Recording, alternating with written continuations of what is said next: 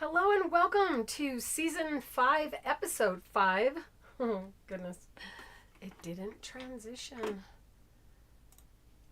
Hello and welcome to Season 5, Episode 5 of Fabrically Speaking Live. I'm your host, Claire Rowley, and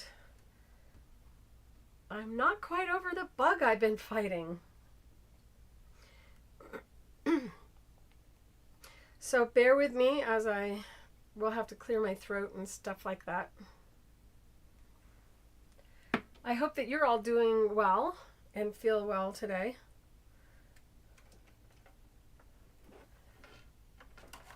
Despite being at work since early this morning,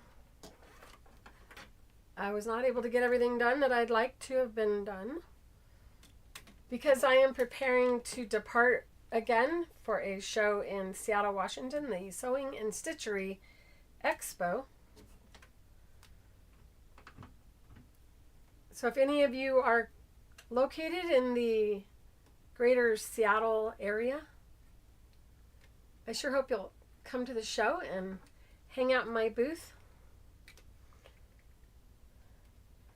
I don't feel sick, but I sound sick, so bear with me.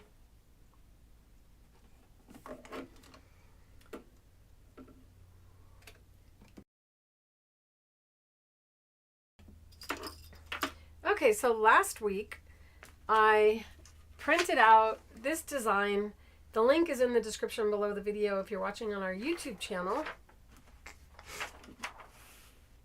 And I traced it using the CutterPillar light tablet onto fabric and created this.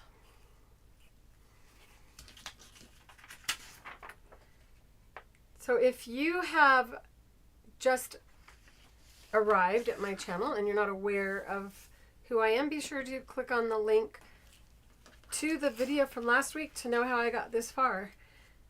One of the things I want to do now is I need to create the eye on the bird. And I was going to emphasize the leaves by adding some shading. And also shade the bird a bit to give it a little bit more realism like you see in the actual photograph. You're going to be there? Well, cool, Connie. Well, I hope you'll stop by the booth and say hi. If you're not working the entire show for that person, I call Connie. All right, here we go. We need to trace the branch. I promise to be all better by the time I'm at that show.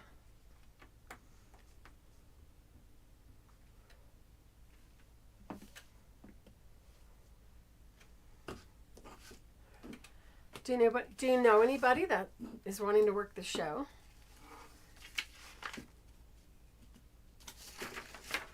Take this now and slide it beneath the mat. This is also going to delay orders, so if you have anything that you want to order and you'd like it shipped before next week, do not postpone your ordering.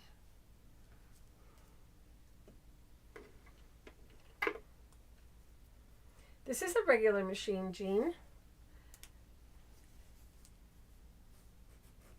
And this is the branch.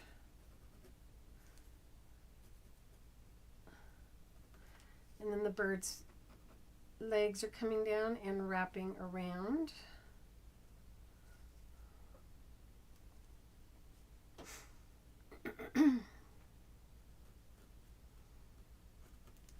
Another area of detail that I have to do is to make that look more like an actual eye and put some darker shading there.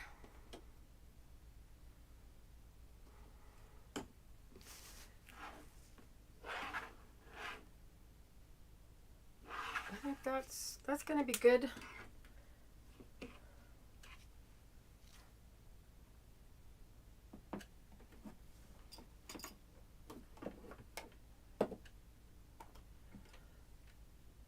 Yes, Jean, this is one that I painted. There's tigers in the water over here, a little hippopotamus over here, a elephant with tusks running through a jungle on this side, and on the front I have an underwater area where there are some little fish swimming around.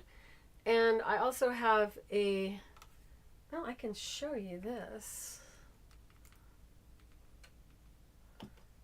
I have this little toucan, so this is my little buddy as I sew. And I did paint this, in case you're wondering. It's a lot of fun to sew on a machine that isn't just plain ordinary white. And I do have a video on my creativefeet.com site on how to paint your sewing machine, should you want to learn how to paint yours.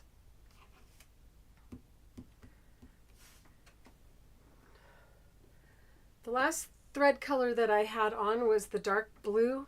Whenever you change color when doing free motion, you always want to raise the presser foot to open the tension discs.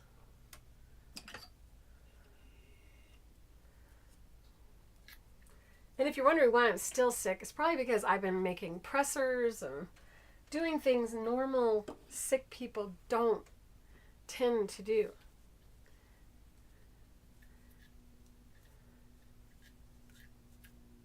So what I've decided to start by, or to finish up the dark blue by highlighting with lighter blue color. And the color for the light blue is the Polyfast 9744.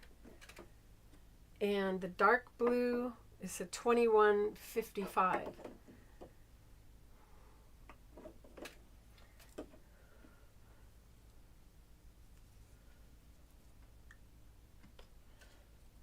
The thread dispensers are being made. So if you're waiting on a thread dispenser, it will be going out before, it should be going out tomorrow. So yay on that. We had a whole week where we couldn't get in our parking lot. I had no idea, because this is my first year in this location, that they completely ignore our units as far as clearing the snow. And even though I was sick, I got out there with a snow shovel, which is also probably why I haven't quite got over the bug that I caught in Albuquerque.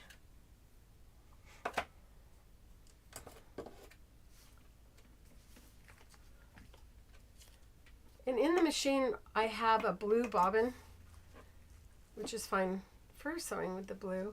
You'll notice that, phew, it's hot in here, you guys. I overheated my room. See how I have no presser foot attached to the machine? And that is because with the Octi-Hoops, which is what this fabric is attached to, by means of our stick and tear stabilizer, which is an adhesive back tearaway stabilizer that's sticky and attaches to the back side of our frame that has holes in it. And these holes are designed for these handles to drop into so that you can draw with your sewing machine. I never brought the chat up.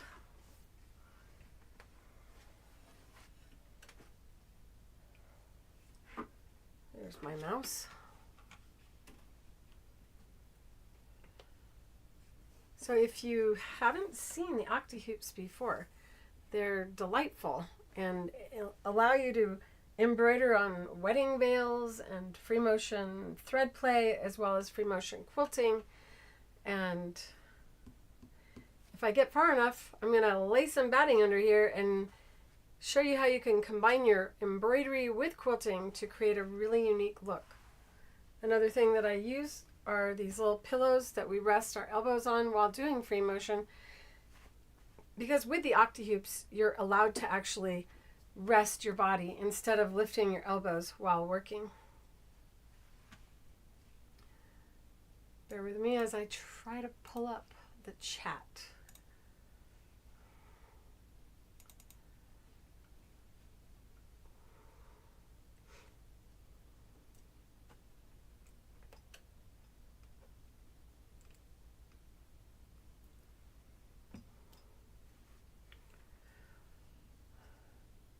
Something's going around in Kentucky too. I don't normally stay sick this long. And as I said, I feel great, so I feel like I could run.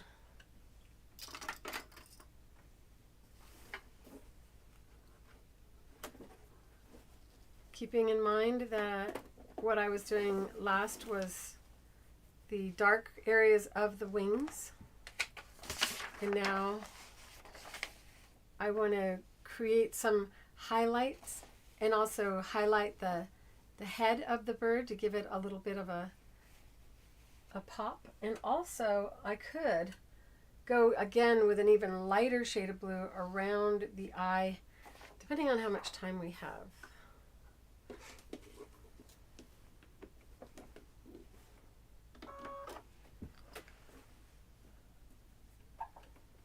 I am wearing glasses to make it easier to see. You want to see the elephant?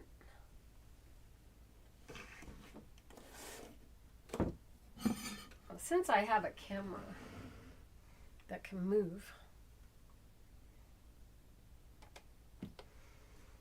I'll just pick this up and move it over and let you guys see.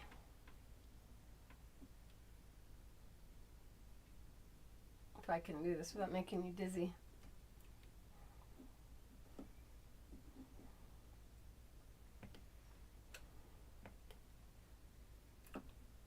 So there's the elephant.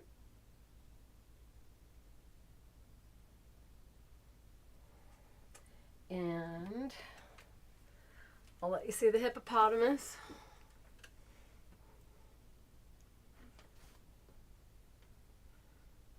There's the little hippo.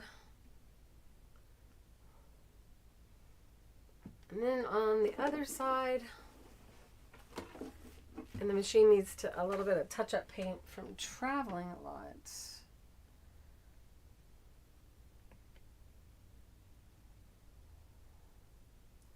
And now my arms are only so big. Let's see there's tigers in the water over there. And then it goes up. And on the back side you can see monkeys hanging from trees. I had a lot of fun painting this machine.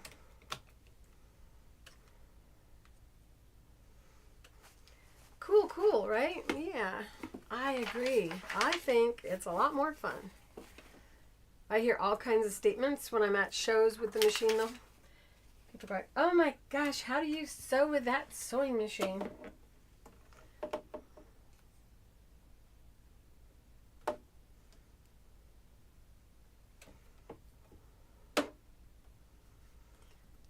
But generally what happens when you have a painted sewing machine is you put fabric on the machine,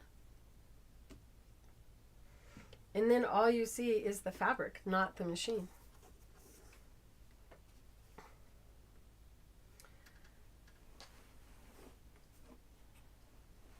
And with the Octi-Hoops you can use a straight stitch or a zigzag stitch. It's a little too close. I got a shadow.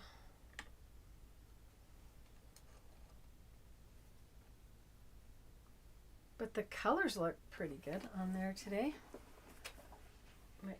My shoulder's sore because I'm doing things I shouldn't probably do. Now I've lowered the presser foot and I'm bringing up the bobbin thread. Much easier to do this with my tweezers. Straight stitch.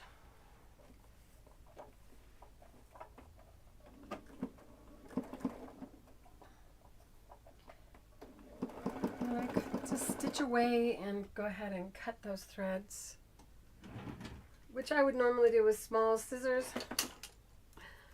I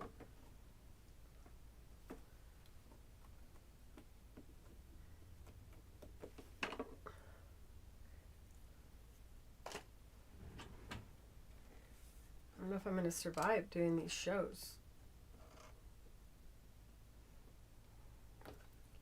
It's the weirdest shadow that I have.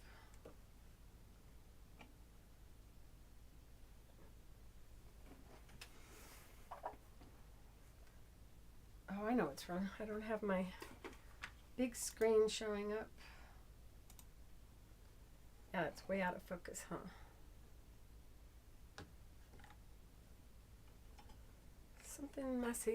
Something's messing up the lighting this week. See lines on the screen.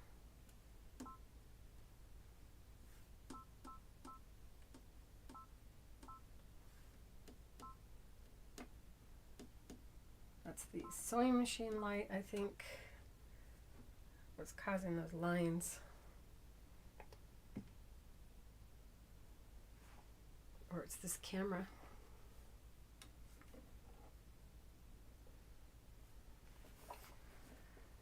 Okay, so now I'm just using a straight stitch only and just kind of thinking about how the head of the bird is shaped, and you can place your hand on the fabric if you want. There's a lot of thread already laid down, which is why it sounds a little louder.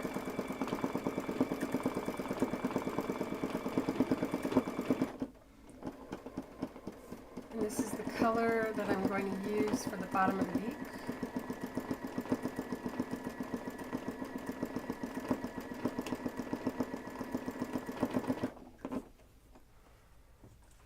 Let's see if this one's in focus now.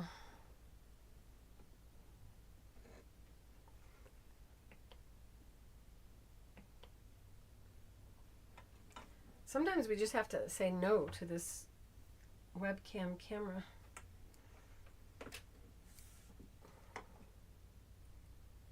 There's a good angle.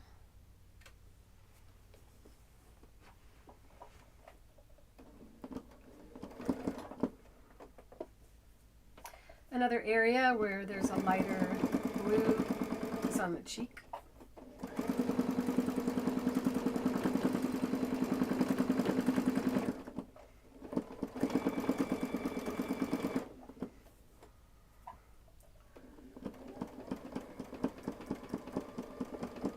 Around the eye.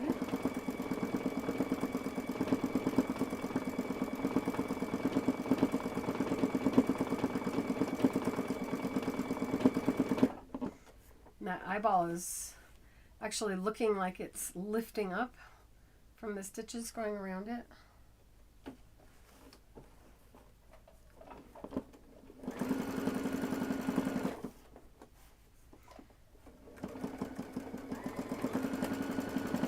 Know that I'm staring at my work, so if you're chatting or asking questions, I can't see them right now, but I'll look.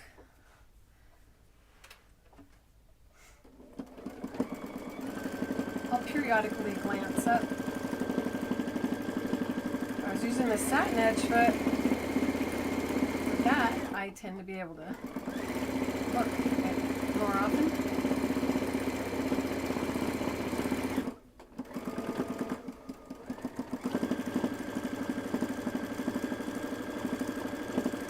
And this is just drawing, just moving your fingers.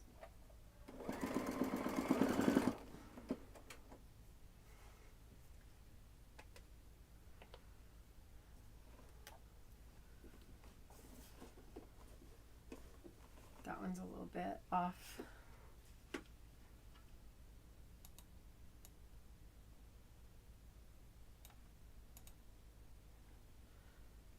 There we go.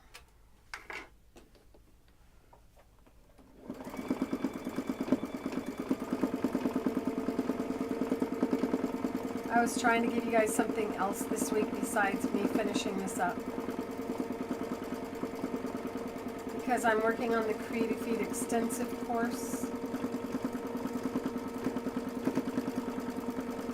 But I just couldn't finagle all of that at once.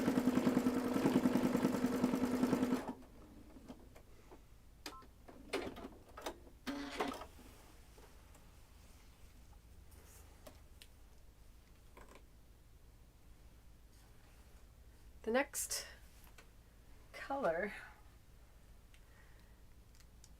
which I thought adding this might be nice, but I'm leaning more toward doing the dark because the eye is dark in there.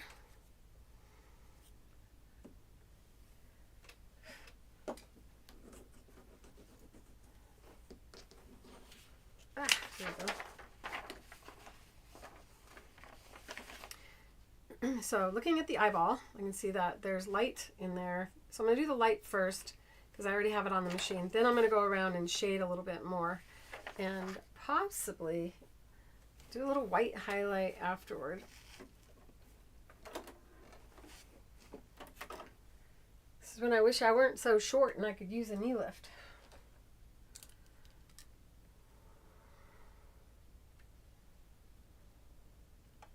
My hand keeps blocking things.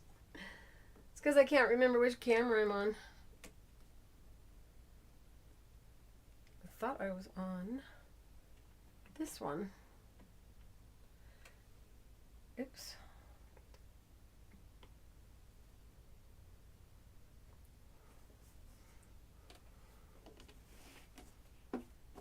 Where's my handle? There it is.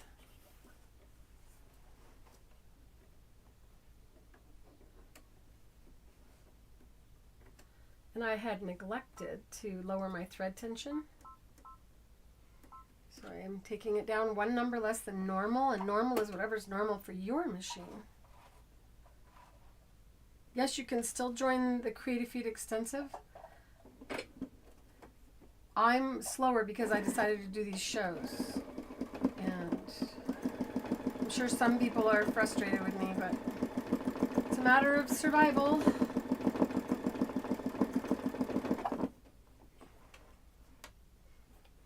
Okay, there we go.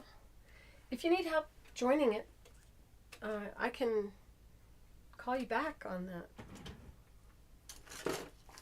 Just going to use the scissor button.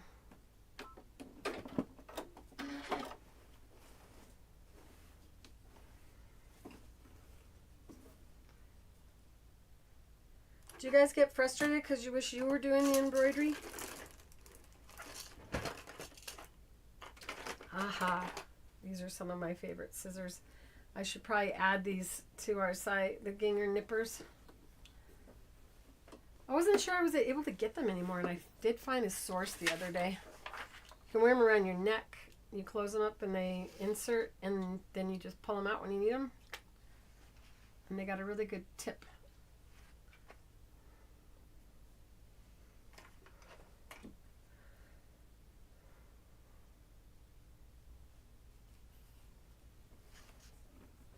You can reach out in the school as well as email. All right. And the link to the school is in the description below. I did the wrong colors. I'm gonna add a little bit of a spark to this.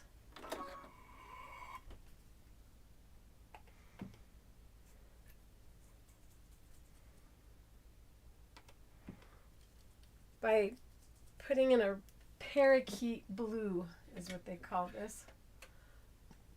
It's what they used to call it in the Coat & Clark's thread line. But in the Polyfast line, it's 6587. And it's really pretty, kind of a turquoisey color. This camera's not capturing the color as pretty as it is. Which is typical as these cameras are digitally trying to interpret color.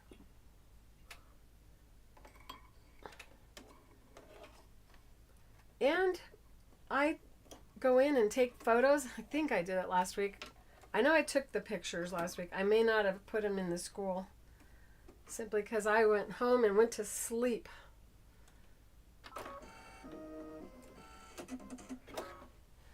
Why am I seeing part of the chat? Let's see. If you try to do free motion with a knee lift, you probably stitch your fingers.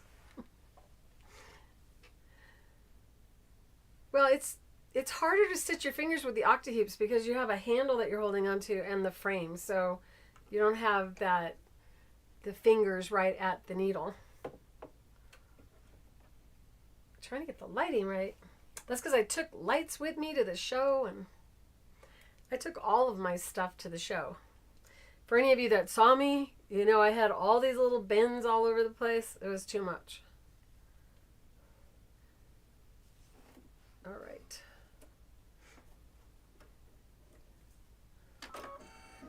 I'm also planning, if you're ever wondering what shows I'm doing, you can go to creativefeet.com, and there's a link at the top called Shows and Events. And there are people that keep wanting me to do a live in-person class in my area, and know that that is also on the 2024 agenda. But I have to be able to do it, and in order to do it, Creative Feet Extensive must be finished first. And so just know that that is number one.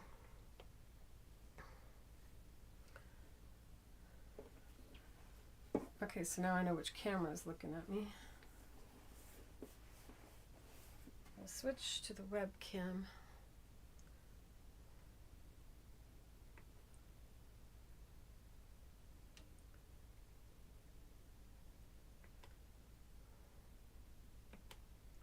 Now it's too bright. Make up your mind, cameras.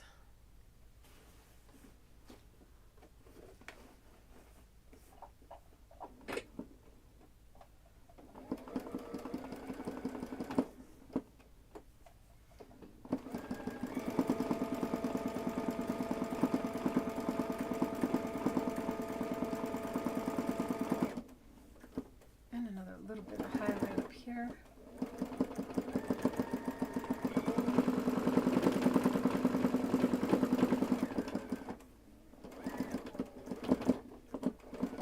Doesn't look that much of a contrast.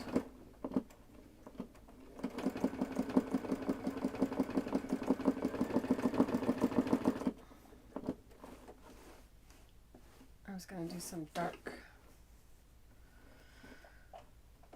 And we'll take this along this part. It's a cute little cheek.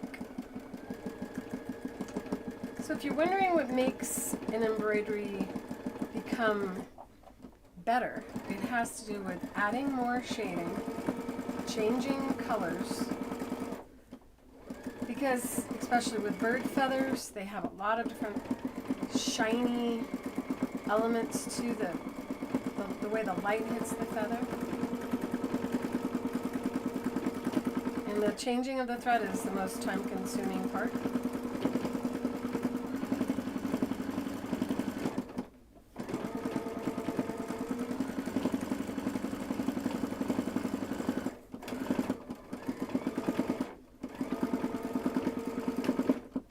It gets louder and louder as you add more color. But it definitely then gives that more bird look. Okay, now I'm going to go really dark. I think maybe even darker than that.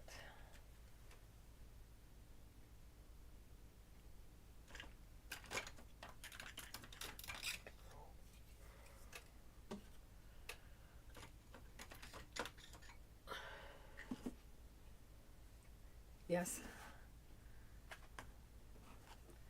So this is the Polyfast number 5399, and it looks kind of like a gunmetal gray. Pretty dark, but it has a little bit of a blue-gray appearance to it.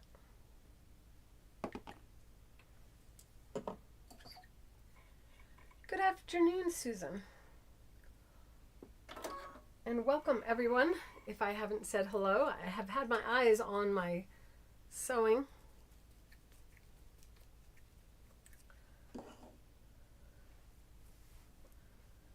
Also, by the way, next week there will not be a live show here because I'll be in person in Puyallup, Washington at the Sewing and Stitchery Expo. And that show takes longer to get to, and so I will be out of commission for 7 days. And while I think I can go live at shows and walk around, a lot of times I just don't get the opportunity to do that. However, I'm going to give it a try.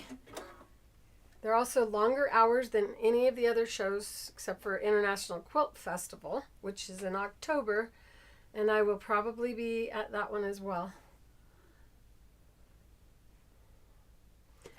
The shows keep asking me to jump back in, and also people who like to come to the shows. I do have a Facebook group. It's called Claire Rowley Creative Feet. There's lots of different website or sites on Facebook. I definitely still look thick. I'd like to think I'm not. Okay, so time to emphasize the eye.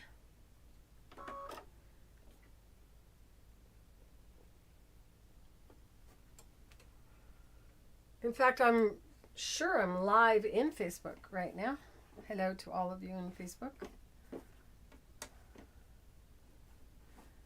One of the areas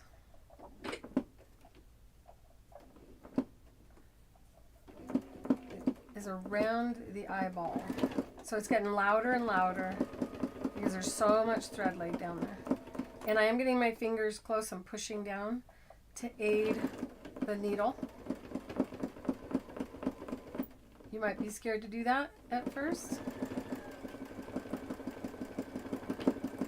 But you know, it looked pretty good even before I started doing the extra enhancements.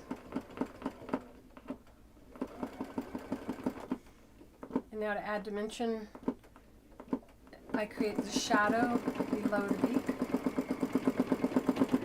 And that's just getting louder and louder.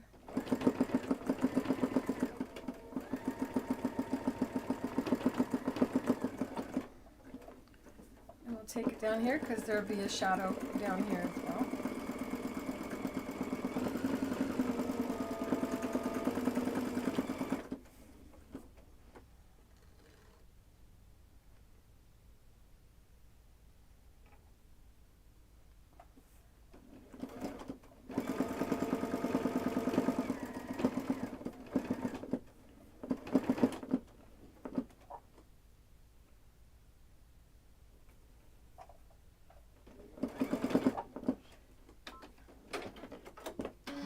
Pretty good.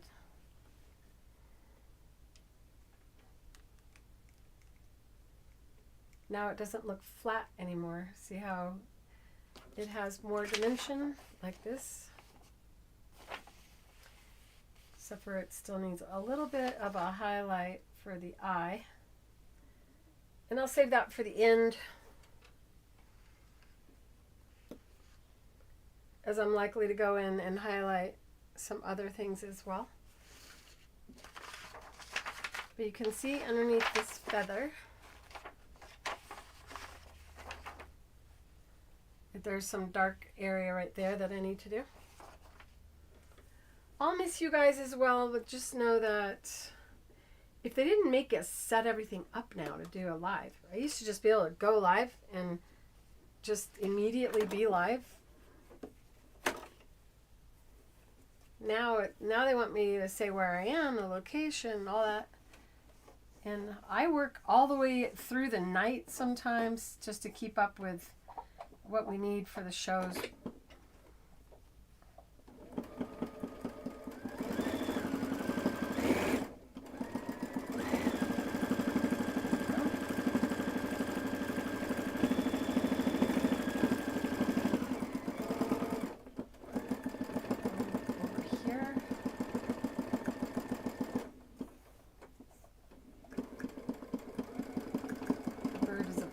flower.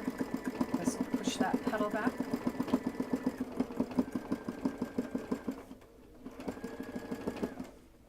We'll create the shadows below the little feathers.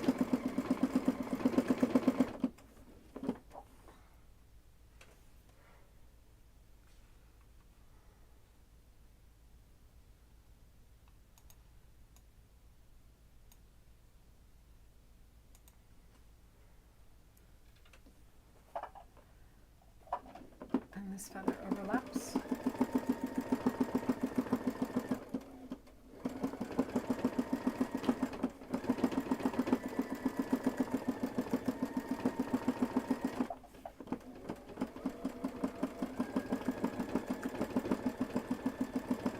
Start thinking about what you would like me to show next week. When I come back, I was thinking about doing a segment on bridal veils. But we do have Easter coming up.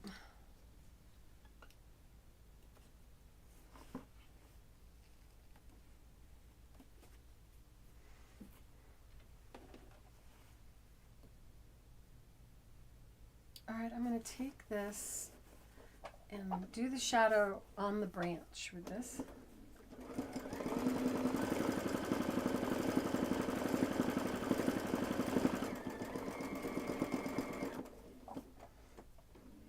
And I kind of just guessed where the toes were on the bird. I did a terrible job of guessing.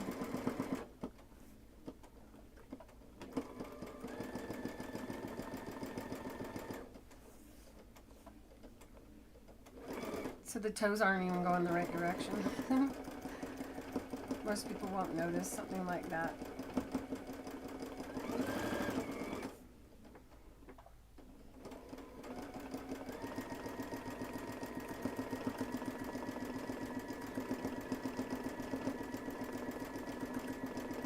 Those are bigger toes than this little bird would normally have.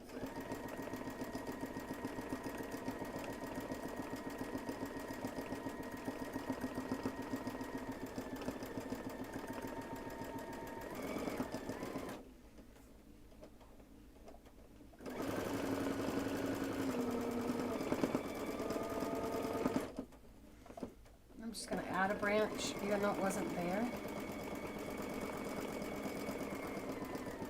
More interest. Little branch out here.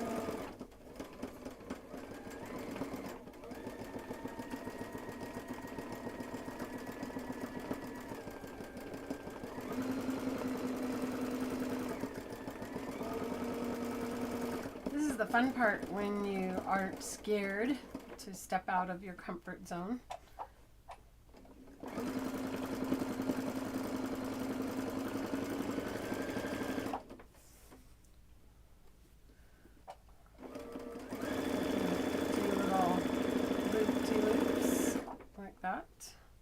But I'm going to save that stuff for quilting.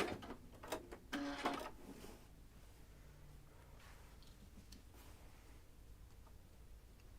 I can get this finished, I can take it to the show.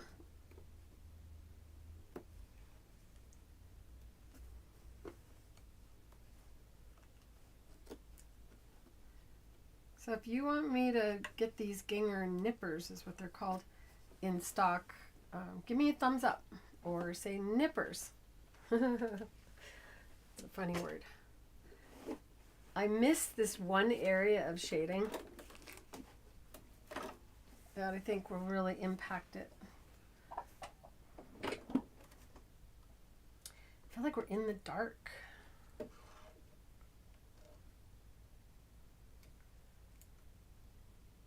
Ooh, look at that.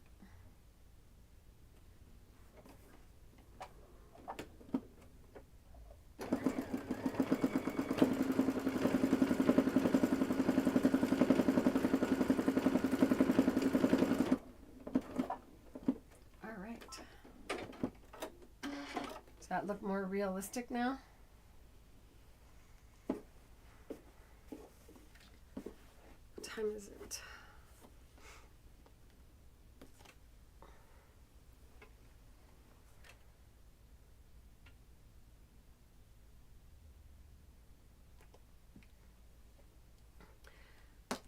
So you can see I have a couple wedding veils out here and the wedding champagne mug rug, if you haven't seen that before, that you could check out.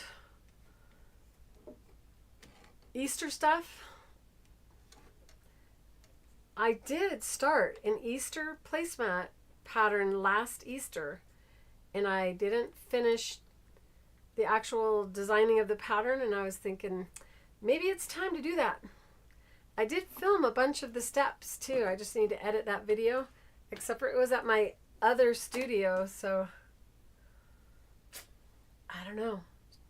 Would it make you guys think it's weird if half of a video was filmed in one studio and the other half filmed in another? Would that bug you? See, I think about things like that, and sometimes it slows me down.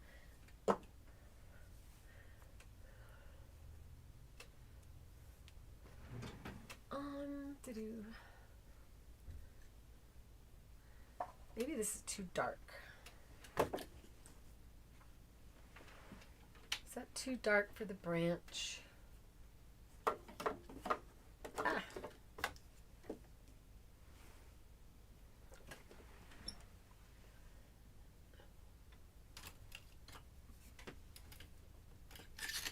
I got so many colors of thread, I can tell you. It's the one thing you can't have too much of, is thread colors if you get into the embroidery.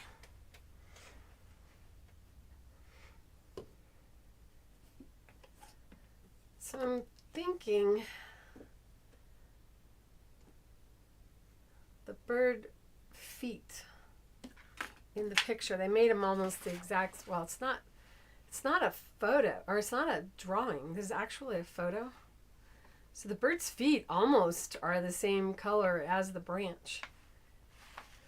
That's why I had a harder time determining where the feet were when I was sketching. These are almost the same. So I think I'm going to do the bird's toes first, and I'll go with a light color. The one to my right.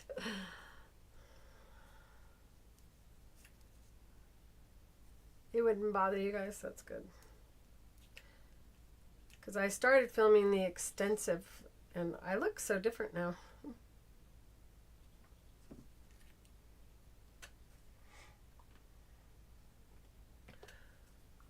It's one thing to have a different set. It's another thing to be 30 pounds heavier. And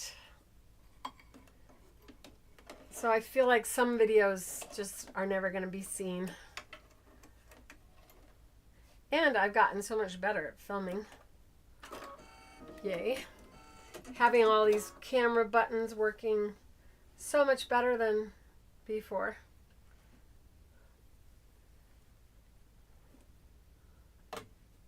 All right, which camera? This camera like is acting so strange on the lighting.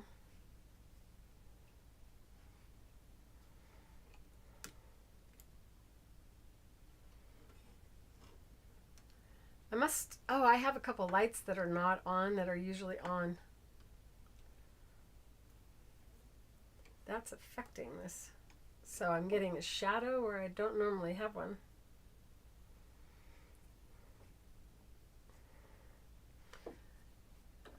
Lights, camera, action, that's what they say. Why are you so flimsy?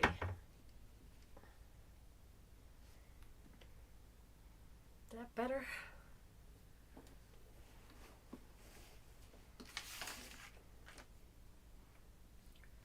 Okay, toe time. That's the sound of my machine letting me know I didn't have the presser foot lever down. And I know I talk about bringing the bobbin thread up, but with my machine I really don't have to because the bobbin thread is so short. And while I'm filming with all this equipment in front of me,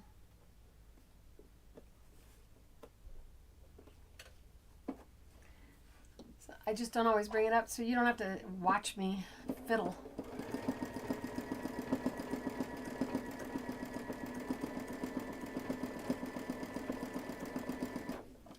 And this is the bird's leg.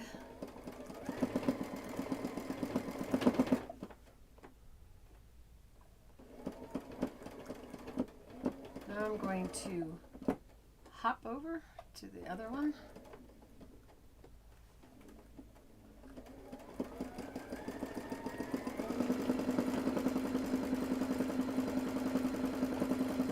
So what you're seeing is me moving the hoop in a zigzag motion instead of using a zigzag stitch.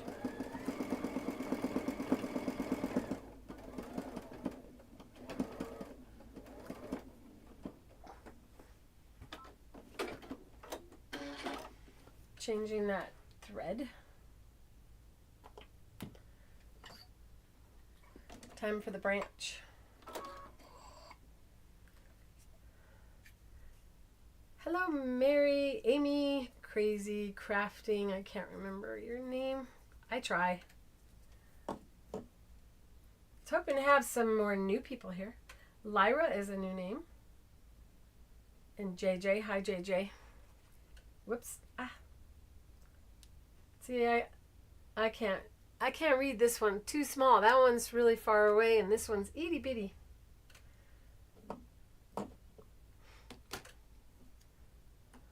So I'm going to go darker on the brown for the branch. And now I could do all this stitching on a quilt, but then on the back side it would be really heavy where all of that stitching is. So what I like to do if I'm going to have an embroidery mixed in with a quilt with the looser stitching is that I do the embroidery and then I peel off all the stabilizer and then I lay the batting down, and I will not even put a backing on until I've done a lot of the heavier stitching, and then I'll switch and put the backing on. So on the back side of the quilt, there's not a lot of stitching. It feels better if you're gonna be under the quilt, and it'll hang better on the wall as a piece of artwork. That's why this one lays so nicely on the back side. There's barely any stitching. It's a bad color choice for the back. But you can see that there was no thread on the back side on that. I didn't raise my foot when I changed the color. So now I'm raising it and lowering it to make sure that I have tension on the thread.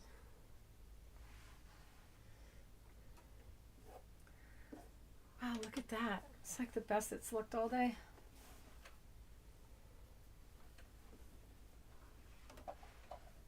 Because a branch is round,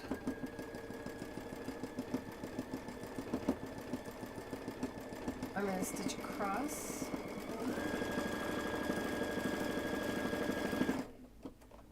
And I can now stitch longer stitches by just running the machine slower and creating a large zigzag appearing stitch, even though this is just a straight stitch. If I don't move the hoop, it just sits in one spot. This is me moving the hoop with these fingers here.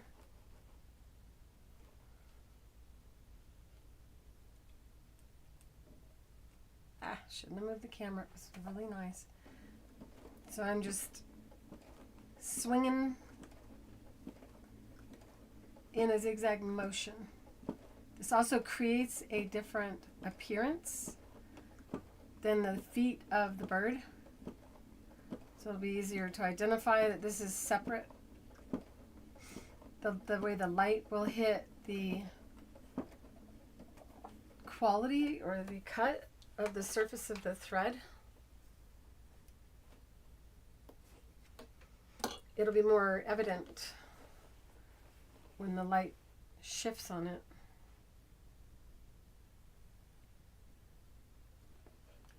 My elbow is in the way. Now I'll cut that thread. That's what you call a carryover stitch. Sewing some straight stitches really close together is tying off a knot. And I can fill in a little bit. And then do the zigzag movement again.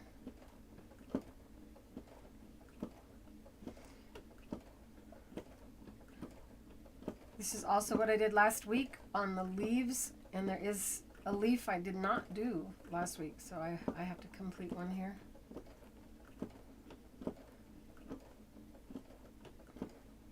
Notice that I'm sewing with the machine at a slow speed. Now I'm going to do a few stitches in place to tie that knot and come over here. And repeat.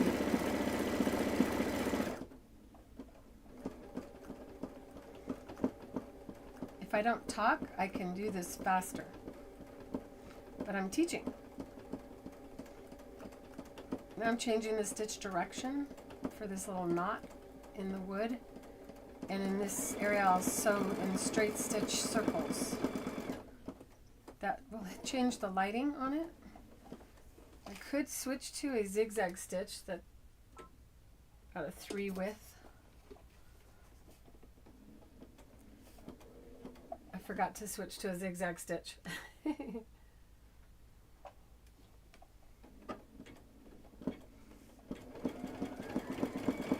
Now I just move the hoop slowly up. And here's where the branch starts to get smaller, so I'm going to go down to a 2.5 width.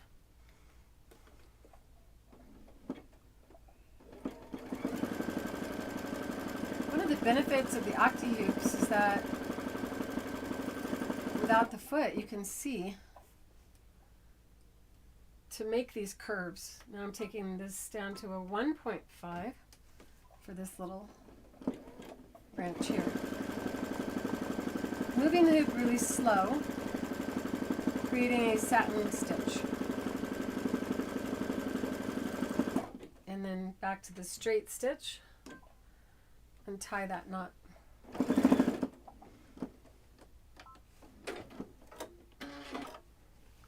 You can see how it's definitely a different look from the foot of the bird to the branch.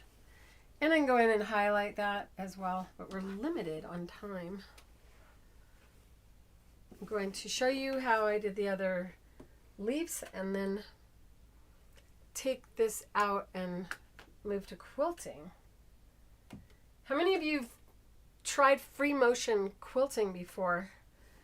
Give me a thumbs up. Give me a thumbs up if you've tried Free-Motion Quilting and or Free-Motion Embroidery, you can say either or, and felt like you just were never going to be good at it.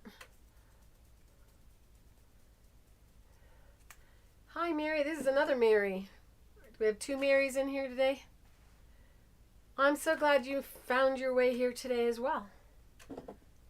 The other leaves are all done with just one color, even though when you look at the embroidery, it appears as though there's different shades of green there. That is simply the light and the stitch direction on the leaf that makes it appear like there's 2 colors. But to make it even more realistic and pretty, adding another color and creating the stem coming through would make this even prettier. You can do meandering pattern, and that we call the, what do we call that? We call that stippling, right? Stipple away. Stippling is meandering in lots of different shapes and never crossing over a row of stitching that you've already stitched. Hello Christina, I'm glad you're enjoying this. From the UK, from across the pond. There we go. So as I was saying before, normally we are live every Thursday at 2 p.m. Mountain Standard Time. And our clocks don't change, so half the year we're one time and the other half the year we're another. We aren't going to change time until Halloween, till October. So you can count on this time. However, next week I will be in Seattle attending a real in-person show.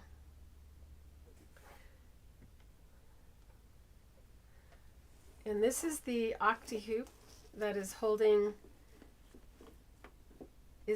has a sticker that we make, the stick and tear, that attaches to the back of the frame, and then it's a sticky surface that lets you just lay your fabric down on top.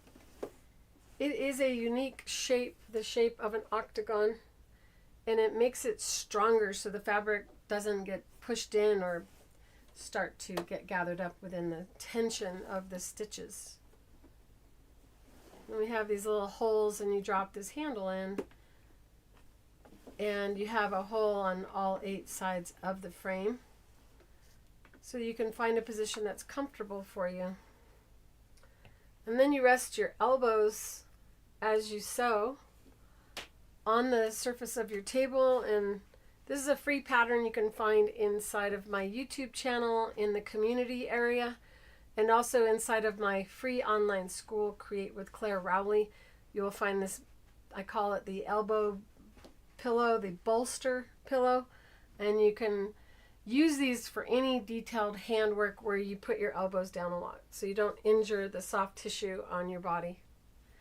The sticky stabilizer, our stick and tear, is a polyester. So yes, it never washes out of your project, so you don't have to worry about your embroidery looking good now, and then once it's washed, it loses all of its body. And the adhesive part is completely unique to every other company that's ever copied us. My dad is the original inventor of this product. So it doesn't really have a shelf life. And it has a tree frog on the label. I have a roll, but it's too far for me to reach.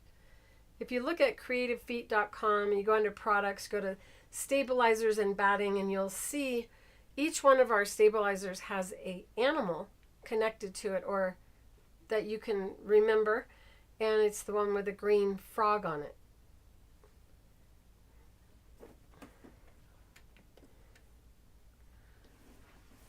The last leaf that I inked, and I used a Sharpie marker for this. Oh, I don't want to use that dark thread. Let me clear that out. I was using a dark bobbin for the dark blue, and you can see that I barely used any of this bobbin. This is the Deco Bob that you see here. We do sell them as a master pack of different colors, and we still have some of the bobbins sold in sets of 12 of each color. We'll probably continue to carry the white, black, like 6 different colors all the time. But if you wanted to get a really good deal on some of the other colors, go ahead and buy now, because we're trying to condense some of the things that we carry in here so I can bring in other things, and they're not as fast a mover in the individual bobbins as they are in the master packs, which last and last and last, because the bobbins are 80 weight thread instead of 40 weight. So every bobbin you wind of the Deco Bob is twice the amount of thread you would get of an embroidery thread. Makes sewing a lot faster, because you're not having to stop and change your bobbin as often. And we just have a limited amount of space here. I already had it threaded. There we go.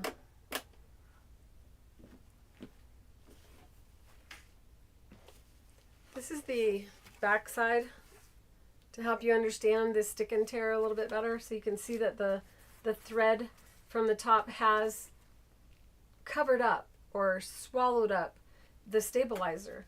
It's between the fabric and the thread in the bobbin, and that stabilizer then is permanently inside of that, and it will not change. It's polyester, so it doesn't shrink. so your garments will look really good.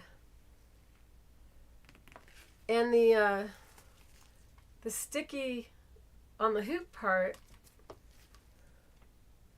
I think I get what you're trying to say. Whoops. No, don't go for it. I already can't find my other one.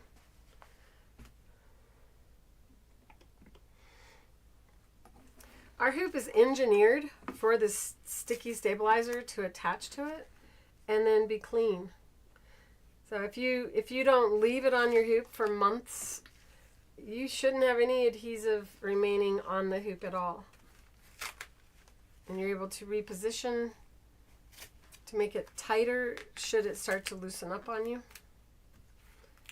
It's a repositionable stabilizer. It isn't like the stickers that they put on jars that you can't get off.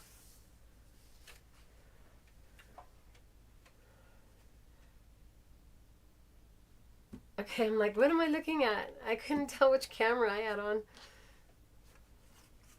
So striking, this design, if I do say so myself. And I did not take this picture. This is someone else's. I did provide you with the link to get to it.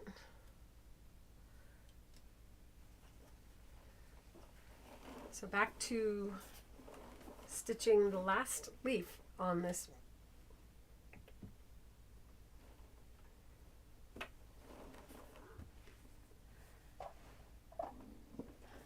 Go ahead and bring that bobbin thread up. You should always be seated in front of your machine, centered with your sewing machine needle. It's better for your back, and have your elbows resting as I showed you with the pillows, so that you won't experience any of the upper back pain that you get when you do projects with your elbows raised.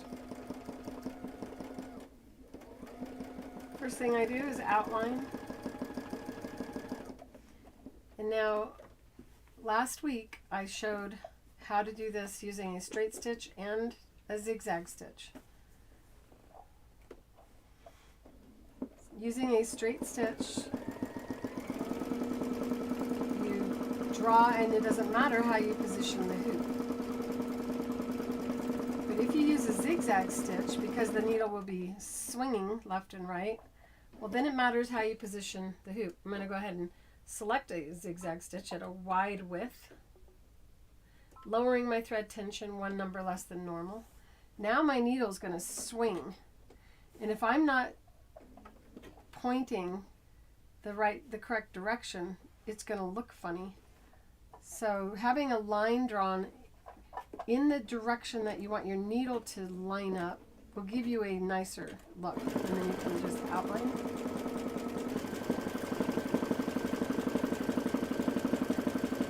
Now in order to get my needle, my left swing to hit that point, I'm going to re-rotate the hoop. And so I'm having to drive the car by like spinning the hoop as you go. This will be a more advanced movement.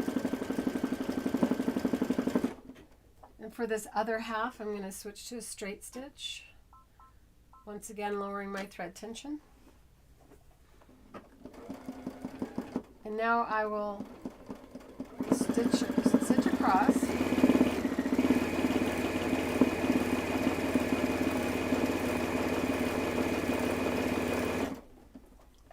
And basically I'm laying down a base of color. Which you can just do just that straight stitch.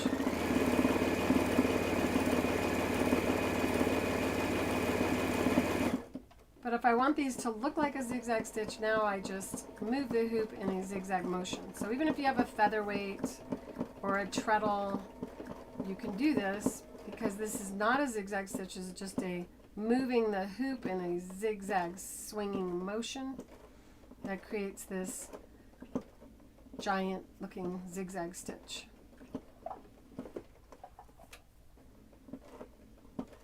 It's easier to tell if you're lining your threads up where you want if you pull the hoop towards you and backward rather than having it angled and going sideways, then it's not as easy to tell if you're lining up. I hope that makes sense. Did that make sense? If it did, give me a thumbs up.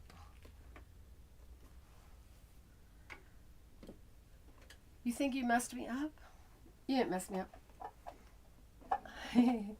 I love your questions. Please do not stop asking them.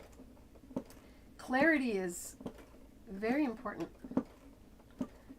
And if you're wondering something, odds are there's somebody else wondering it, and they're just too shy to talk.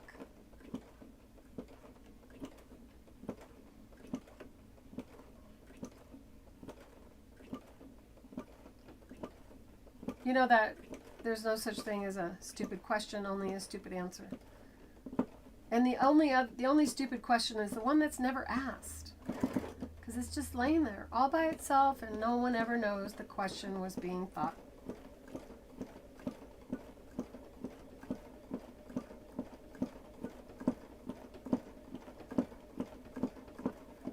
Okay, so now I'm going to go back and forth using a straight stitch appearance along the outside edge of this, and that adds dimension to the thread as well.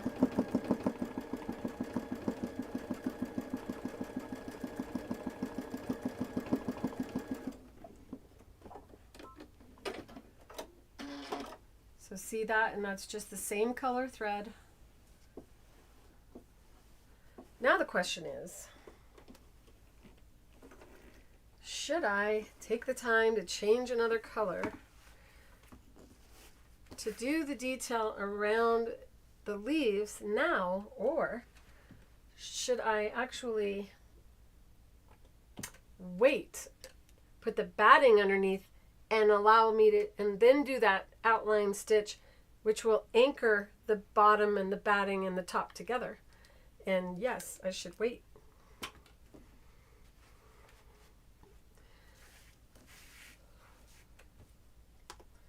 So now to remove this from the hoop,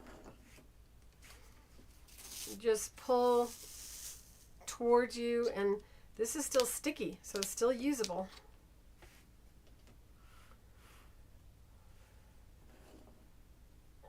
Yeah, there was a major problem with cell phones with AT&T, right, today?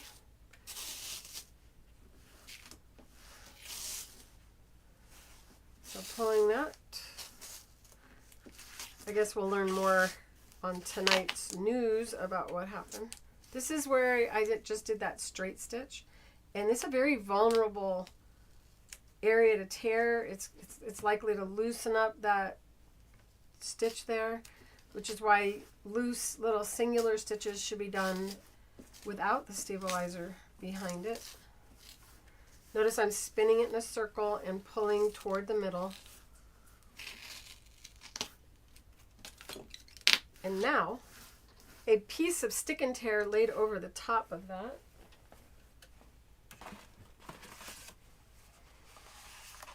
That's big enough. So all of these little pieces you have laying around are not to be wasted. And I can just tear. This is not a paper.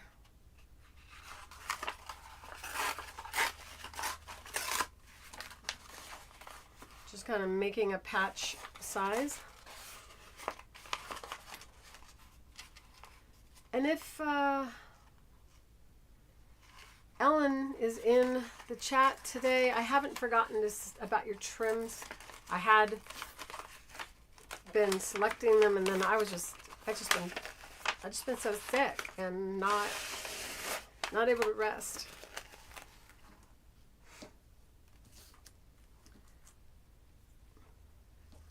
Don't want to have thread in there.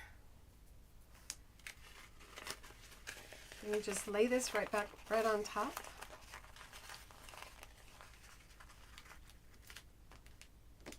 It adheres to itself.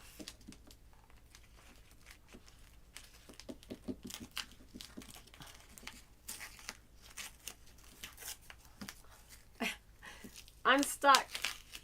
There we go. Then you take the release liner that you peeled off and lay it down.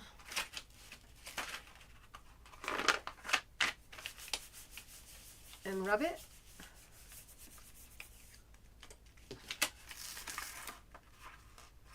Did I do it on the wrong side? Let me lay it on this side. My hand should not have touched it that much because your hands have oil.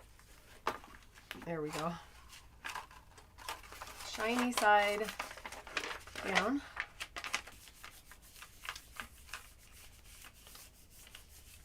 And pushing down firmly. There we go. That's how you do it.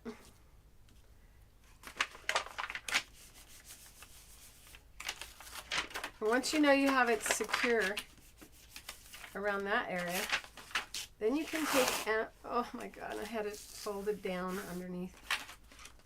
One more little rub out there.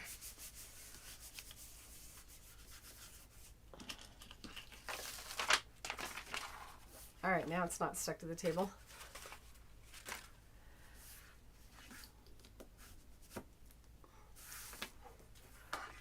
And now you can go ahead and reposition until it's really taut. Stretching it out, making it ready for your next piece of fabric.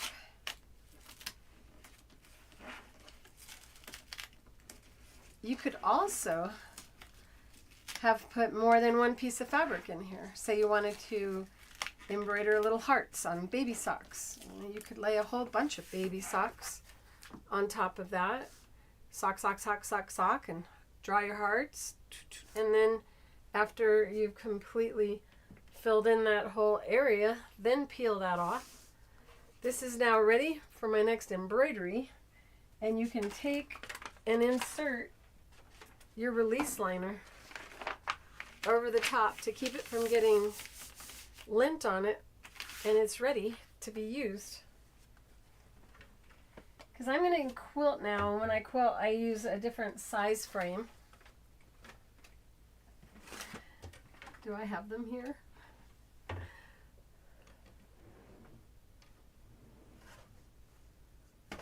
I need to grab the batting anyway. It's over there. I'll give you some pretty things to look at while I wander about for a second. This was done using the Hold Light, and you print with the matte side of the Hold Light to the, so the matte side is facing out when you print, and then you iron with the matte side facing down. This was a video that I did, I think, on Fabrically Speaking Live.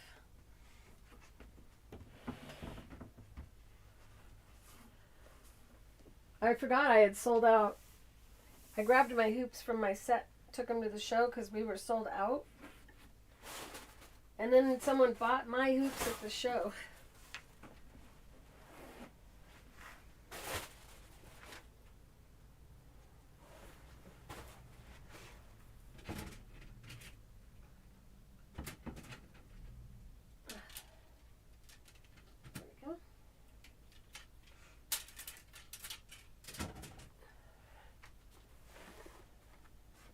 Come here, batting.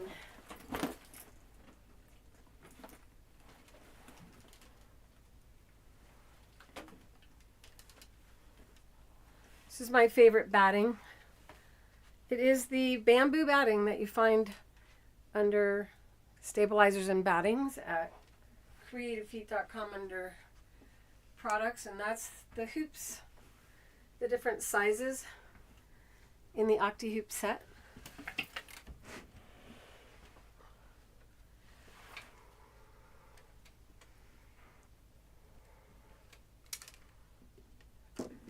I have something just fell on me.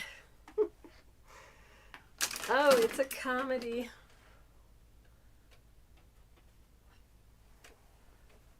Yeah.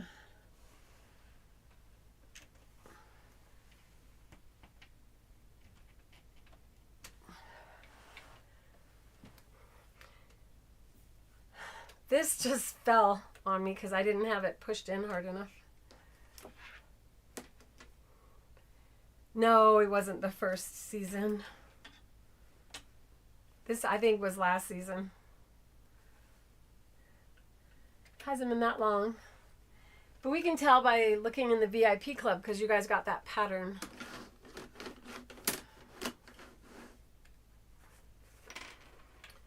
Would you guys in the VIP want to come in on a Saturday? I'm trying to figure out how I can go live with you guys before the next show, which means I didn't go live with you in February, and I feel bad. This is a pattern that I'm going to be releasing. Perhaps I'll give you VIPs the pattern for free to make up for not giving you as much in February. And this is to hold your drinks, to keep your hands from getting cold or hot. And it's sticky, so it holds really well to whatever glass. Sunday,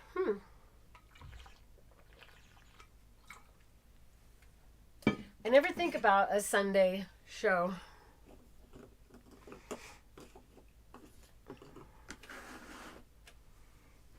I'll be in touch. If I were going to go live on a Sunday with you, what time? Because a lot of people go to church.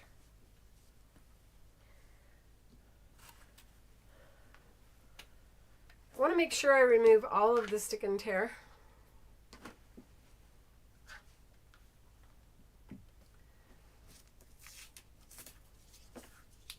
More because it just changes the way it feels than for any other reason.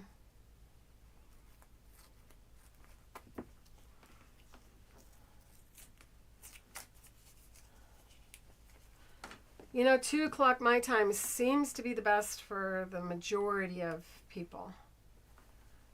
And usually on weekends, people tend not to show up.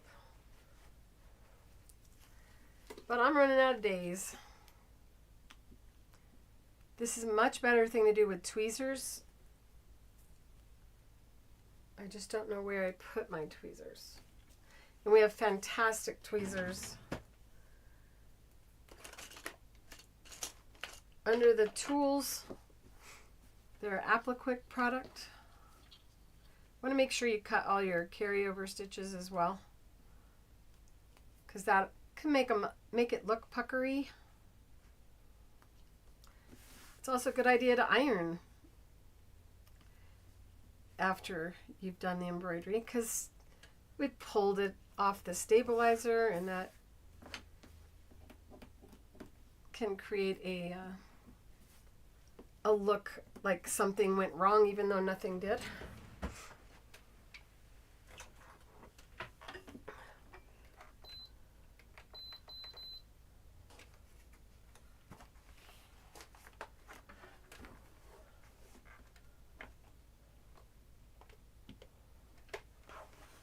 What's on your sewing table?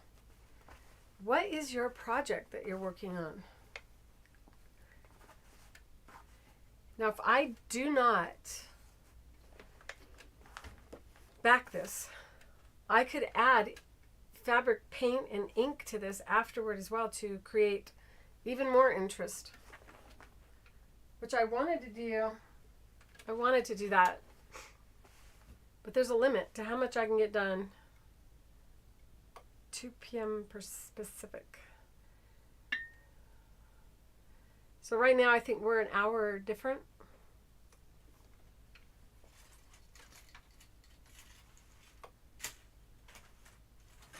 Are we an hour different?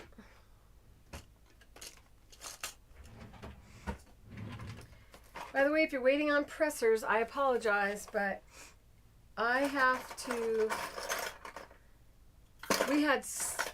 it was almost like the universe was trying to make it so I could never make a presser, because the switch went out on the machine.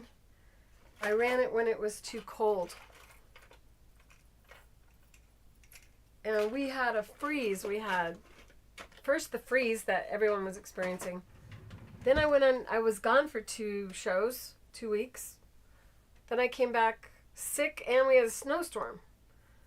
So it's been nearly impossible to get into the area where I make them. I'm spraying this with water to create the shrinkage that we want on the fabric, and I'm going to iron on the reverse side.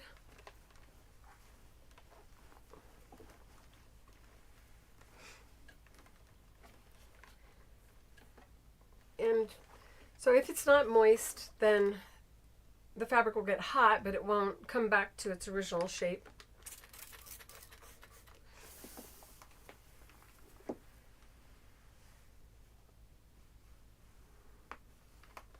Why is there an ugly couch cushion on your sewing table? Are you doing some piping?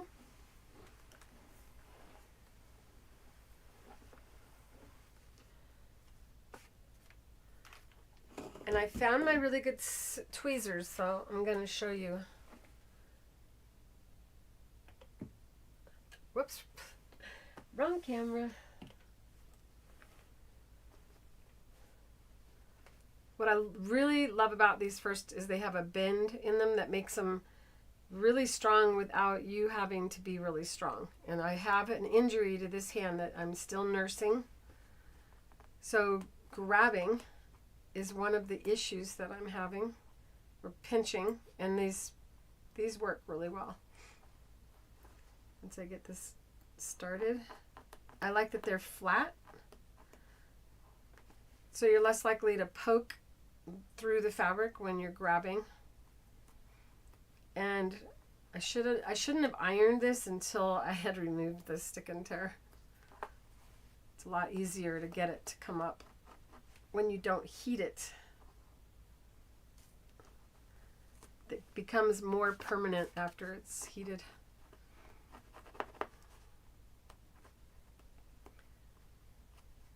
There we go. One of the things that's really neat about these tweezers is that they grab hold of thread so well that you can really yank on it and it stays inside of this.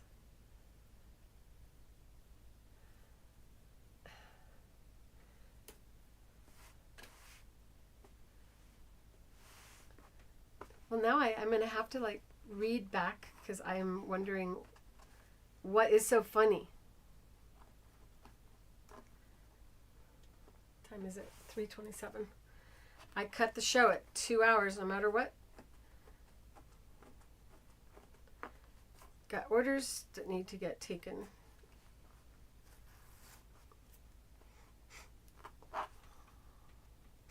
I'm sorry for sniffling. God, I can't believe I'm still sniffling. I have people going, "You're still sick?"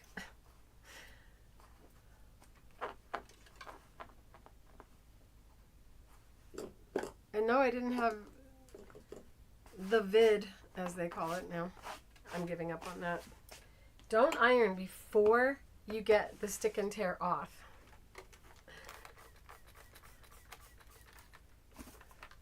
And I'm going to go ahead and push steam through.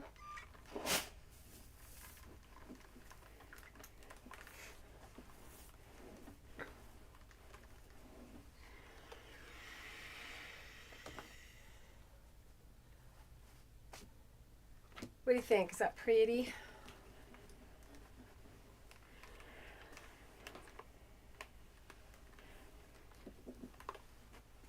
Time to put the batting underneath.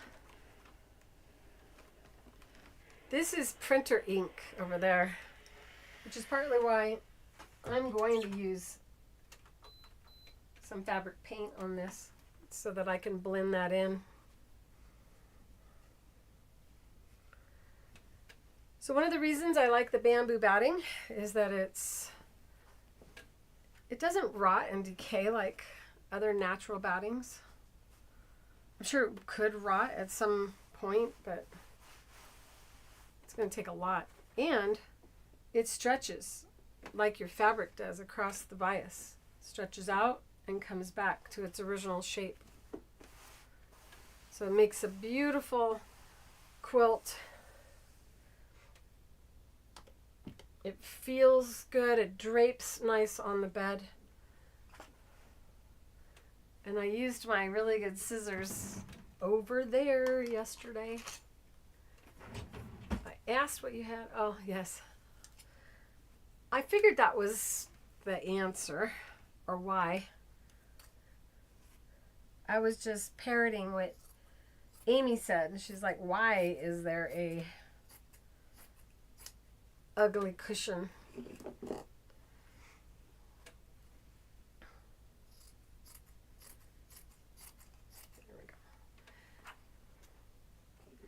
It's one of my favorite things. There's so many things I love about the creative feet, but one of them is being able to restore cushions and bring them back to their beautiful brand new look, and saving the thick foam pads that are inside. It's one time it really pays to sew. If you bought cushions before, you know what I'm talking about. Have any of you reupholstered your like outdoor furniture before?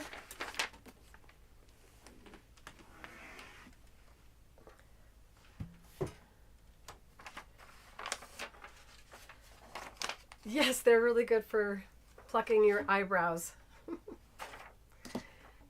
You don't poke yourself. But you can actually grab your skin pretty good with them.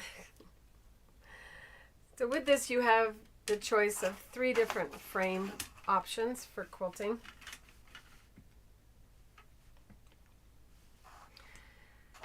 And you may think, like we did with the embroidery, that we want the biggest frame. However, we're not going to use any stabilizer, so I'm going to remove the largest frame and not use it. And I'm going to place the medium size frame beneath the quilt. You can't see it, but you can feel it, and your needle could hit it. Placing the smaller frame inside the perimeter of the one beneath it makes it so that you can't hit this one. And then you bring one corner to the corner of the other one. This is the V, or the crotch, as I say it shows, which makes people giggle and they're like, ew. But if you, anything to remember that your index finger grabs that V and the thumb goes on the outside, and now you can move the whole thing without any clamps, without screws. And because of this octagon shape, you can spin it as well, and the hoop doesn't, or the fabric doesn't bunch up inside of that area.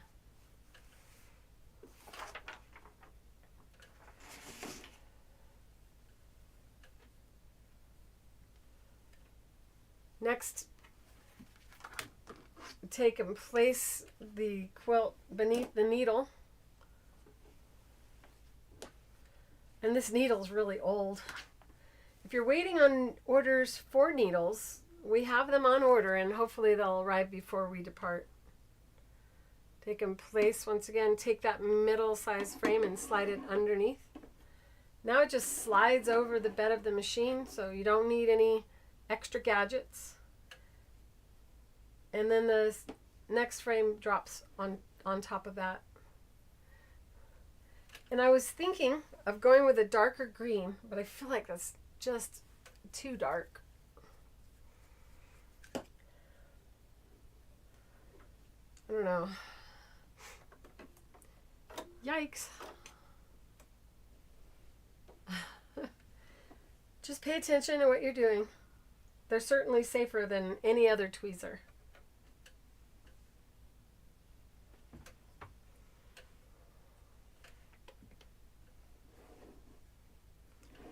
Now deciding what to do. I could not use colored thread at all and just go with a neutral thread. I can also go with a lighter weight thread, which my brain really seems to like the thought of. And this is the Invasifil, which is a 100 weight thread. Because it's so thin, it won't show up as much as the 40 weight that you see beside it. This is a really good color to quilt with medium tones. This is the khaki color. All right, what color am I going to use?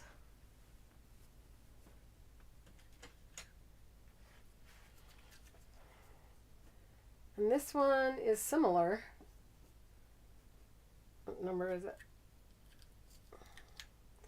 Number 725 is this one right here. This one actually, and know that the backing fabric is a light green. So I think having a green color would be fun. Or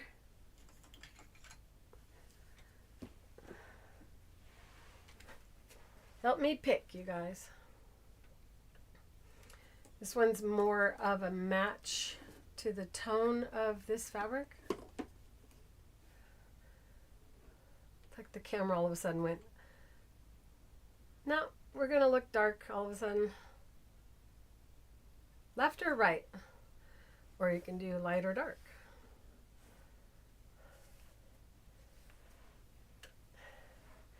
Now this is Invasifil, not invisible. You can use invisible thread if you like, then there would be no color. But I like to have a little bit of color, especially when I'm filming, because you can see it better.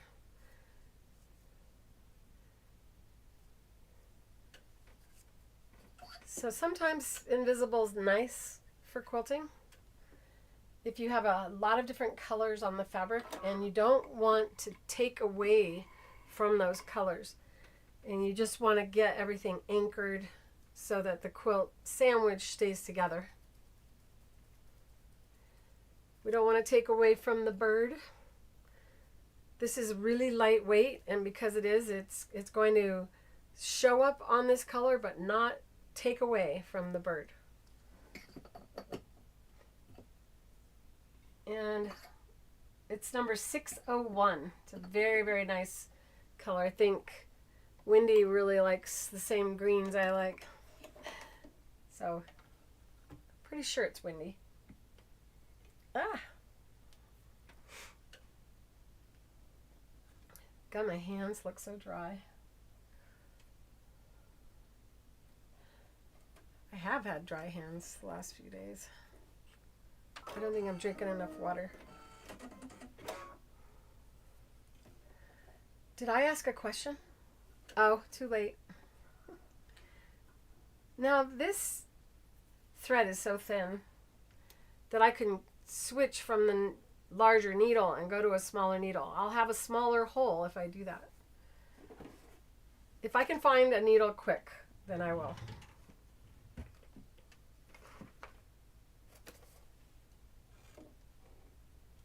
Why did it get dark all of a sudden? So weird.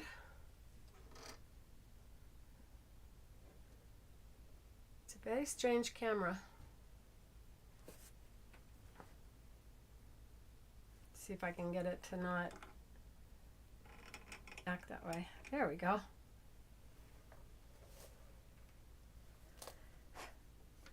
All right. We can go all the way down to a 70-10. And I prefer to use the super universal needles for quilting. They're more expensive, but I'll tell you what, they're fantastic.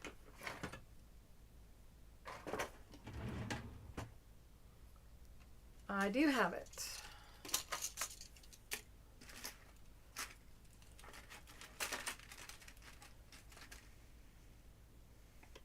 This is an old checking account, checkbook box.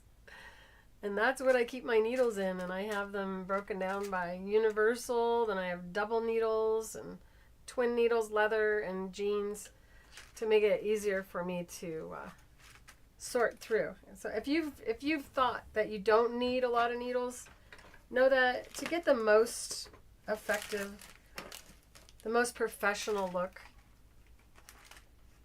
you do need more than just one needle. There's a lot of reasons why this needle is fantastic. And because the thread is so thin, we can use it. Hi, Sharon. One nice thing about this is I can always go in with dark green around those leaves if I want to later.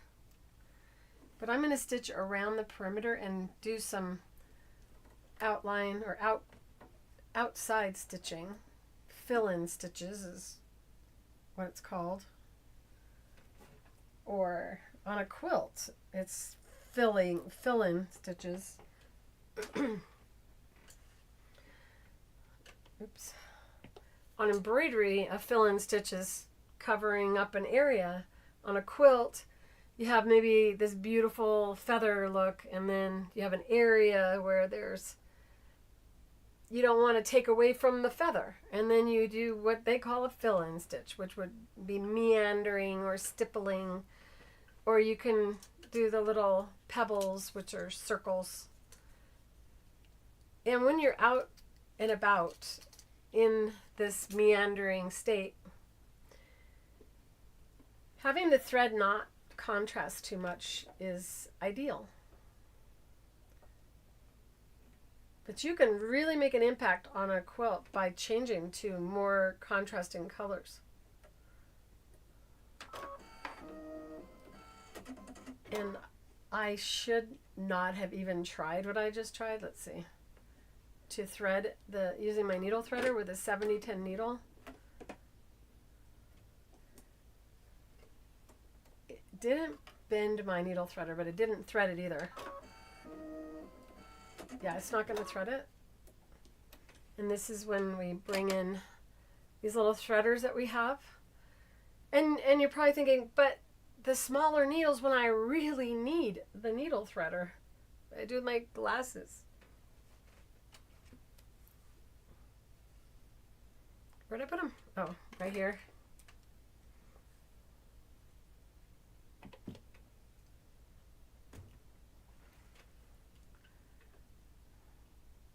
What is that? Oh, that's the thread. Oopsie. Sorry for all the moving of the camera. This is not where it's supposed to be, up here. There we go. Now this hook, I feel they should have had it go down. So it's going up. And if I bring it from the back of the needle, I just got to make sure I get it hooked on there.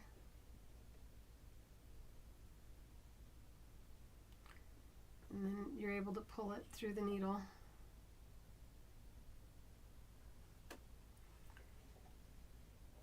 So the needle threader itself was not able to grab that thread and push it through. But this one, with this one I had success. And these are really inexpensive. Under the tools section of creativefeet.com. Speaking of tools, where's my handle?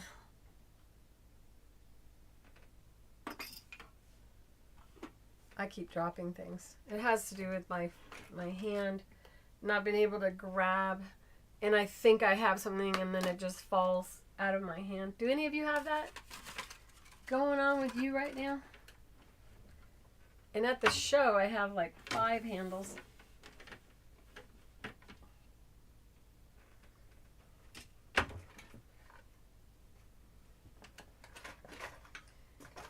I'm going to do my best to not take everything from my table this week, so that next time I'm live with you, I'm not so discombobulated. So this is the handle again. And you drop it into the top frame, and there's another frame beneath it. Bring in these two. Don't damage that needle. So the top frame is inside the bottom frame, and you just grab the corner with your non-dominant hand, and then your dominant hand holds the handle, and you rest on the other frame that's beneath it. So my pinky is resting. And then elbows down, resting your body. I don't know if that's going to work for the next camera angle.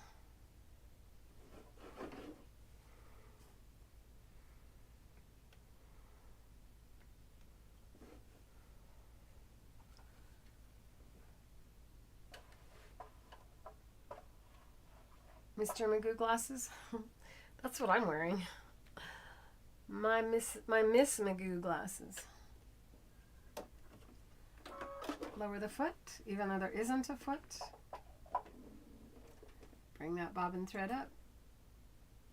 And I do not have any backing fabric. There's no reason why I should be using such a big, thick bobbin. And I'm in essence outlining the embroidery. Not going over the embroidery, but around it. If I hit the embroidery, the needle will have a harder time. And I'm going to take my thread tension down 1 number less than normal. Looking where I'm headed, not where I'm at. So while the needle is over here, I'm looking over here. Come on, lighting, get better. Elbows down, shoulders relaxed. And it's really entirely up to you what you do out here. Now I'm going to scoot this by pushing the bottom frame over, trying not to move my needle position, and then move the frame over. And that's how you progress across the quilt.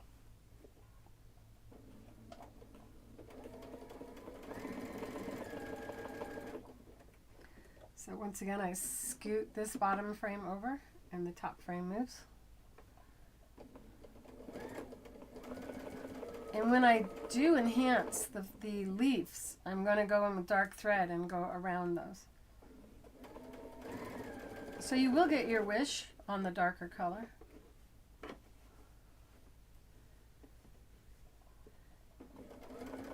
Remember that if you can't see the eye of your needle or the needle threader, having something light in color behind it will help you see it.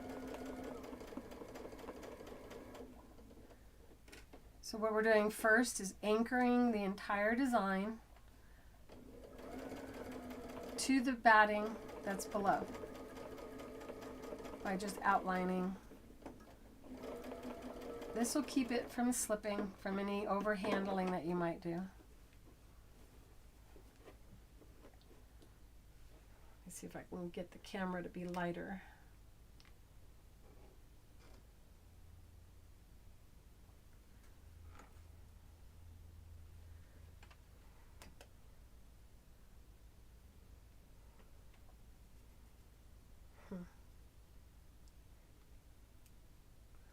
Sometimes it's bright and cheery and other times it's not.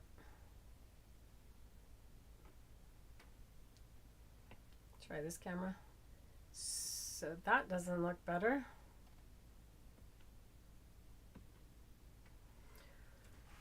Okay.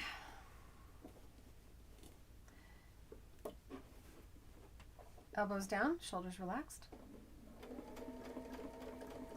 And I say that to me, so I remember to put my elbows down. It's the Octi-Hoop and Creative Feet mantra. Elbows down, shoulders relaxed. With all of my products, you should not have to lift your elbows while you're using them. And that will give you a much better experience physically.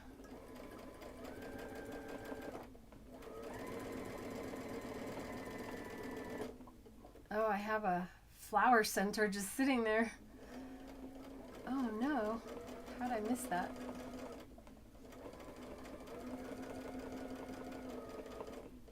Here's an area where I'm sure I didn't get the stick and tear out. So I'm going to go slower.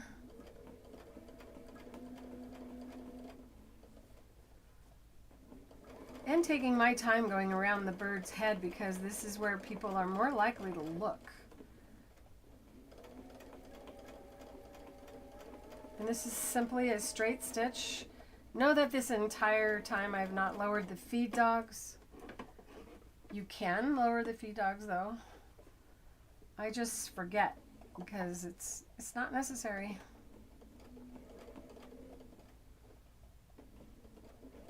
Rather than going in between that stem, I'm just gonna stay on the outside.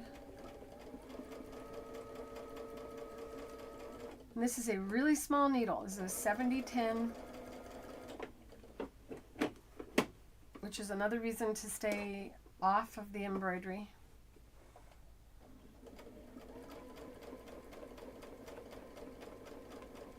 And I'm not at risk of breaking my needle because I'm not lifting up my quilt. Scoot and scoot. Elbows down, shoulders relaxed.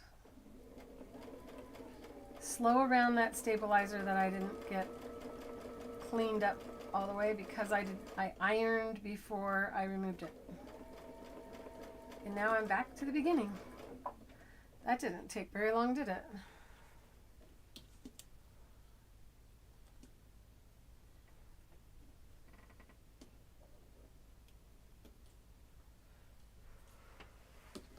Can you even see that stitch? It's there. So now I'm going to stitch a little bit out in open space. And I think before I do though, I'm changing the bobbin because this bobbin is so thick, it's competing with the needle thread.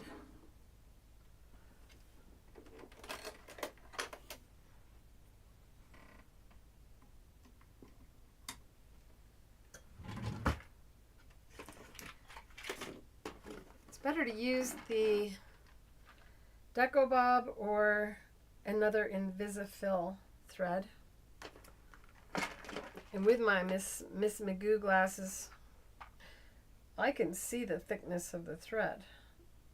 I don't have Invasifil.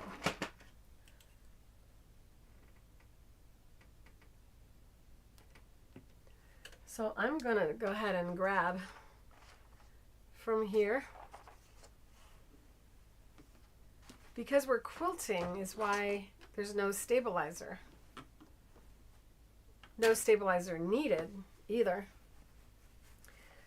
So this is stitched all the way around, and I'll give you a tight shot so you can see.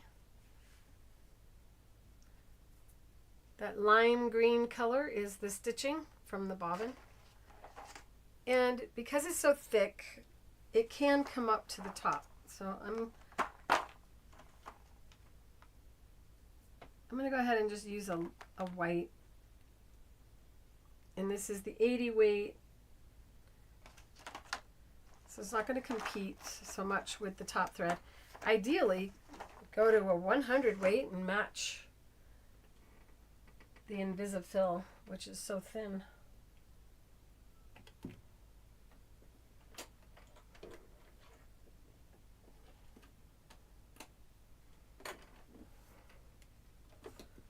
It's all about not seeing your bobbin thread come up to the top. Taking the time to change your bobbin is well worth the experience of not seeing the color popping up. So right here I had a little bit of that green thread pop up, but that's only one stitch.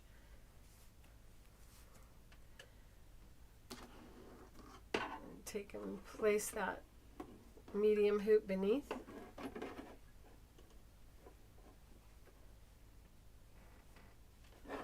And thinking about what we have here. We have a bird, and there's a tree, and there's sky.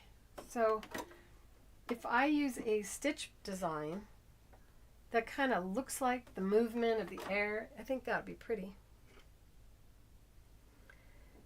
If I just start stitching, now that's one way to do it. Another way to go about this is to get out a drawing pad and practice. I highly recommend you do that because you are actually holding on. Oh, that was so loud, I'm sorry. you are actually drawing with this little handle. So you want to practice with a pen, with a marker would be best. Something that easily moves because we don't have to squeeze this at all. This is a very lightweight instrument. So if I do something like this, that kind of looks like the movement of air. Or I could do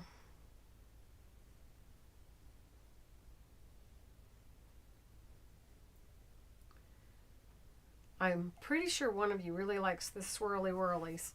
So I wish you could tell me what you like.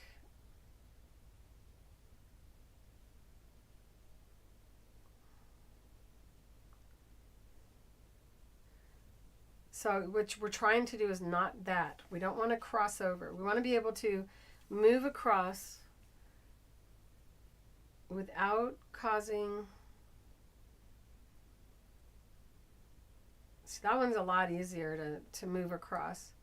So if I do, it's kind of like the letter C over and over and over, except for there I'm going over it.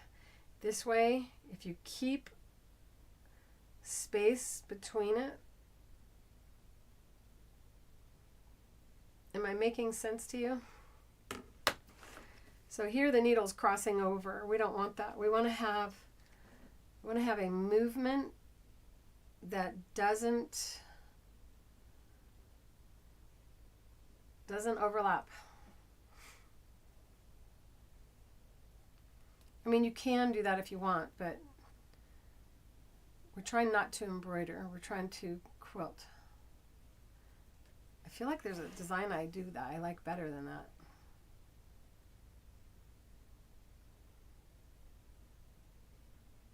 So this is muscle memory practice.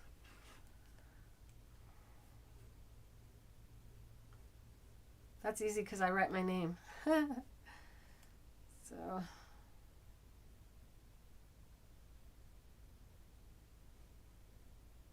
they're like little waves. See, if you don't do it, you can end up in a mess. And then, like, how do I get back over here?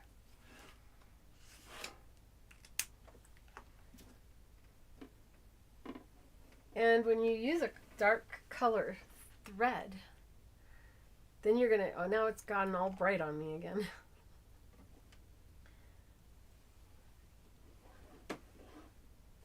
It's gonna show up if you use a dark color thread, but because I'm not, and I'm gonna find it easier to go this way, so I'm gonna start on this side. Another thing you could do is just echo quilt instead of following a particular pattern. And I think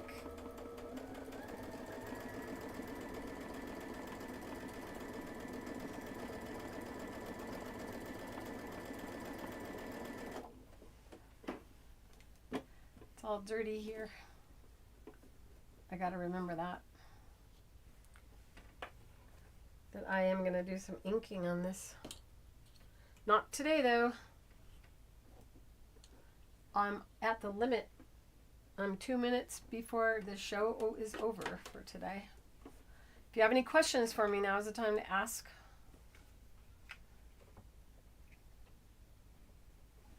And you guys have gotten all quiet anyway. I know you guys only can handle so long before you get sleepy or distracted by dinner and other things.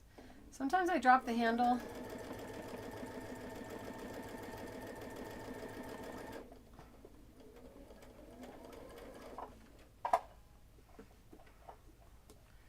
I got too much equipment here. So I'm just doing the normal stippling. It's all about not going back over where you already were. That has a nice feel to it, doesn't it? Kind of feels like wind is blowing.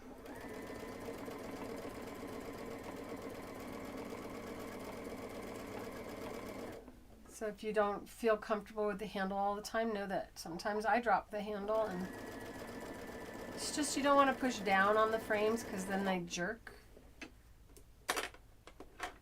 Have I decided on the next project? No. Easter, I think, was a request. I have a bunny Easter egg placemat that I designed.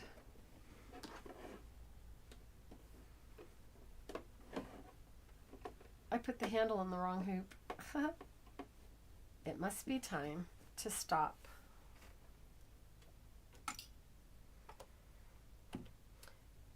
If you like this video, go ahead and hit that like button, especially on your way out of the live. And today is February 22nd, or is it 21st?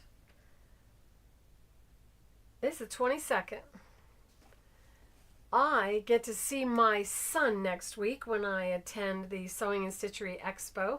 For more information on that show, you can go to creativefeet.com and click on the shows and events link and pick up a ticket. It's a 4-day show. It starts on Thursday, ends on Sunday, and is next week. So I will not be here next week. I will do my best to do some type of filming to share with you throughout the week. Maybe not on Thursday. Thursday's the worst, busiest of the days for the shows generally. But I'm going to do my best. I'm also meeting up with someone who wants to interview me on a podcast. So that'll be upcoming. And if you haven't joined createwithclairerowley.com, be sure to do that. That is a free community where you can all continue your chat and ask me questions and share pictures with me. If you have something that you're working on and you can't figure out how to get past a step, you can share that with me. And I love it when you do it in the main chat where everybody sees it, because then when I answer, everybody gets to see the answer as well. So once again, if you like this video, go ahead and hit that like button. If you've yet to subscribe to my channel, I sure hope you'll do so today. And let's see, I gotta remember how to get out of here. Thanks for watching, you guys. See you next week. Oh, see you 2 weeks from today.